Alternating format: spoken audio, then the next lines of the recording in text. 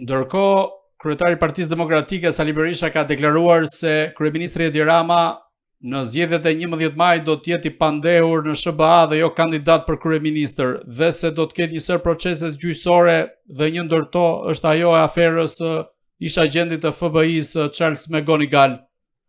Gjithashtu ka theksuar se mund të ekstradohet për në Shtetet Bashkuara të Amerikës.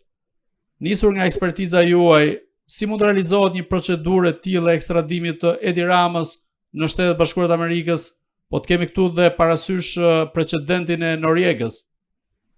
Së pari, unë mbaj rezerva nga deklaratat e zotit Berisha, për arsye se zoti Berisha dhe zoti Rama në momentet më të vështira dhe kardinale për qytetarët shqiptar, rasti Gërdeci, kanë bërë një marrëveshje për të mbrojtur njëri tjetrin dhe për të rritur pozitat brenda partive tyre respektive.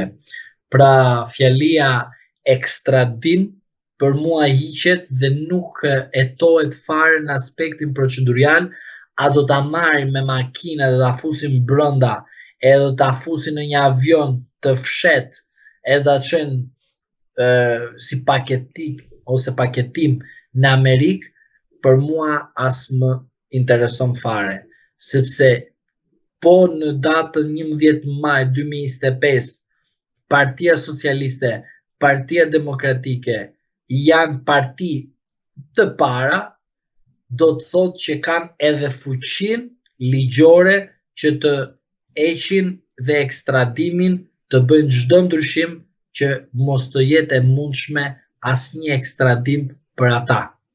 Është parë edhe në rastin më flagrant të 21 janarit, kur Edi Rama harroi në një moment videon korrupsionit asaj kohe të Ilir Metës dhe bëri bashkëqeverisje me Ilir Metën. Dhe gjykata e lartë i dha pafajësi Ilir Metës. Edhe kur gjykata e lartë i dha pafajësi, Edi Rama me 1 prill vajti bëri koalicion në 2013 për të bërë kryeministër i Shqipërisë. Pra, në këto dy fakte, Gërdeci dhe 21 janari kanë qenë ngjarjet më të rënda që kanë ardhur si pasojë të një marrëveshje politike, dhe ju më vini këtu në 2025 edhe më thoni deklaratën e zotit Berisha. Po ajo deklarata tjetër që nuk i bindemi gjykatës kushtetuese, por për arsye se do të kishim bërë një parcelizim të karrigeve të deputetit, ju bindëm gjykatës kushtetuese duke bërë ndryshime në datën 26 korrik 2024 në mes të verës dhe ti në mas siguri arrest në shtëpi, kur një drejtësi ishte korruptuar, e kapur dhe të gjitha këto, dhe ju më vini sot mua dhe më bëni pyetje për sa i përket ekstradimit. Të tallemi ne me qytetarët shqiptar, se do Saliu dhe Edi Rama të tallemi ne me popullin shqiptar. Ore, duhet kemi parasysh diçka më popull, se unë këtë nuk kuptoj. Ju mendoni që ne flasim edhe kundër Saliut dhe kundër Ramës për arsye politike dhe mendoni se po i bëjmë fresk njëri tjetrit. Tjetër është në rastin një procesi penal që ndiqet ndaj një individi, le të jetë Sali Berish, le të jetë Ilir Met, le të jetë Edi Ram, normalisht që themi prezumimi pafajësisë është ana profesionale. Por ne nuk mundet të marrim si të mirëqen ekstradimin e Edi Ramës, sepse thot Sali Berisha, dhe nuk mund të marrim të mirëqen antarësimin në Bashkimin Evropian brenda 2027-s, sepse thot Edi Rama. Dhe ku ne ndërkohë në frigorifer nuk kemi qumësht, jo më të kemi në kuzhinë bukë. Të besojmë Edi Ramën dhe Sali Berishën që një pensionist me 100.000 lekë? Për çfarë ta besojmë? Të besojmë Edi Ramën që vajti në kohën kur kemi zgjedhje dhe bashkë me Sali Berishën bërën nga 75 ditë, 50 ditë afatin e kodit zgjedhor. Marrëveshje. Edhe të besojmë Edi Ramën dhe Sali Berishën për ekstradimin, po më falë, me kë po tallemi? Me veten tonë. Prandaj duhet i them çdo qytetari, majtas djathtas, me parti pa parti. Parsore është pjesëmarrja në zgjedhjet parlamentare për të goditur dyshen e tmerrshme. Berisha dhe Rama kundrejt popullit shqiptar.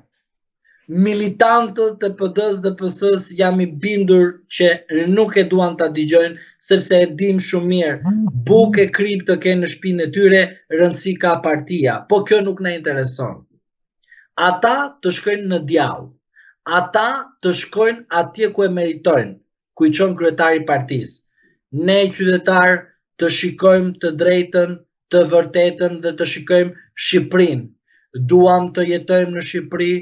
Po. Fëmijët tanë duan të jetojnë në Shqipëri? Po. Në rast se nuk janë kushtet, ne kemi në dorën tonë ndryshimin, rotacionin me votën tonë.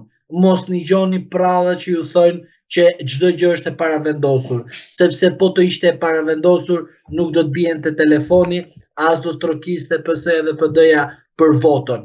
Se pikrisht ata e bën me qëllim. Atere kur nuk duan që ju të jeni pjesëmarrës, atere nuk ju llogarisin, por atere kur ata duan, trokasin nga momenti në moment. Prandaj mos i besoni fjalit ekstradim, arrestim, Trumpi, Bideni, sepse ata e bën me qëllim që ju të hiqni përqendrimin tuaj dhe të thoni përderisa do ta ekstradojnë, pse ne mos ta votojmë, ose anasjetas që ta votojmë. Prandaj unë them, nuk ka procedurë përveç asaj që është më ekstraduese. Vota. Ajo ekstradon në shtëpinë e tyre çdo politikan të korruptuar. Ajo ekstradon jo në Amerikë, jo në Hag, por në bodriumet e shtëpive të tyre. Ata që për 34 vite na kanë dhënë papunësi, varfëri, diskriminim, padrejtësi dhe mizerje në shumë aspekte të këtij vendi që duhet të ishte Zvicra e dytë, Danimarka e dytë, Norvegjia. Çfarë të them, shtet tjetër që është shumë i disiplinuar. Dhe ne ende sot flasim për ekstradimet. Edhe vetmi ekstradim është vota.